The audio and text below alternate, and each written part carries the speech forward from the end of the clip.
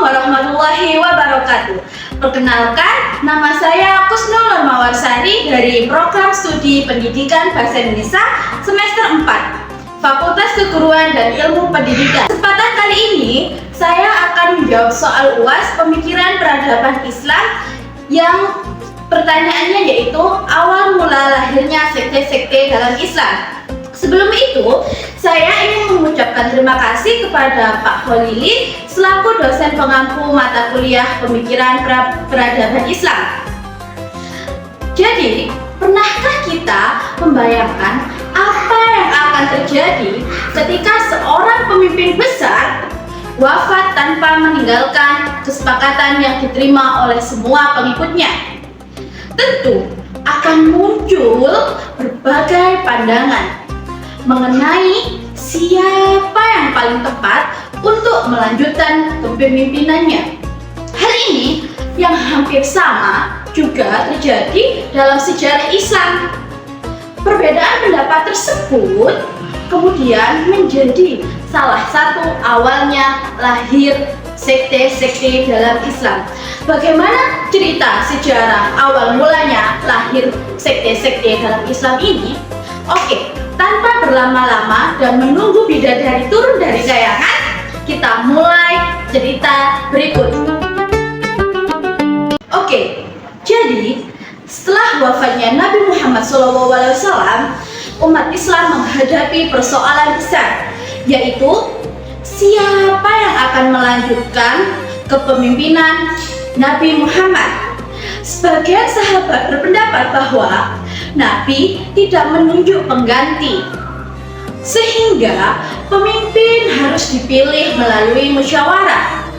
Dari proses ini, kemudian terpilihlah Abu Bakar As-Siddiq sebagai khalifah pertama atau sebagai pemimpin pertama. Di sisi lain, terdapat kelompok yang berpendapat bahwa Nabi Muhammad SAW menunjuk Ali bin Abi Thalib sebagai penerus kepemimpinannya. Perbedaan pandangan inilah yang menjadi salah satu awal munculnya perbedaan pemikiran dan keyakinan. Salah satu tokoh yang sering dikaitkan dengan perkembangan awal tersebut adalah Abdullah bin Sabah. Pada dasarnya, para sahabat berusaha menjaga persatuan umat Islam. Namun, situasi politik menjadi semakin rumit, terutama setelah wafatnya Utsman bin Affan. Konflik yang paling berpengaruh terhadap lahirnya perpecahan adalah perang sifil antara Ali bin Abi Thalib dengan Muawiyah. Perang ini diakhiri dengan tahkim sebagai upaya penyelesaian damai. Akan tetapi, keputusan tersebut justru menimbulkan perbedaan pendapat dan melahirkan lahirnya sekte-sekte dalam Islam. Kelompok pertama yaitu ada kelompok Khawarij. Siapakah kelompok Khawarij ini? Awalnya mereka merupakan pendukung Ali bin Abi Thalib, tetapi kemudian keluar karena menolak tahkim tersebut. Mereka berpendapat bahwa keputusan hanya menjadi hak milik Allah, sehingga manusia tidak berhak menyelesaikan persoalan yang melalui tahkim. Kelompok kedua yaitu ada kelompok Syiah. Siapakah kelompok Syiah ini? Kelompok Syiah ini meyakini bahwa Ali bin Abi Thalib merupakan penerus dari Nabi Muhammad SAW, sehingga kepemimpinan umat tersebut seharusnya berada di tangan Ali bin Abi Thalib dan keturunan-keturunan Ali. Pandangan inilah yang kemudian menjadi dasar utama lahirnya berbagai sekte-sekte dalam Islam.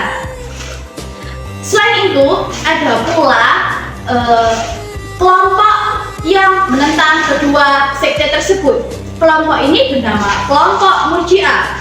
Berbeda dengan kelompok tersebut, Murji'ah memilih tidak memihak siapapun atau tidak memihak kelompok konflik apapun.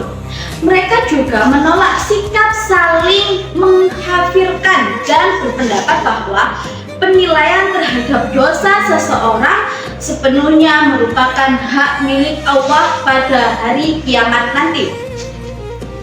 Jadi, itulah yang saya paparkan dari lahirnya sekte-sekte dalam Islam yang diawali dengan perbedaan pendapat hingga perang. Sekian dari pemaparan saya.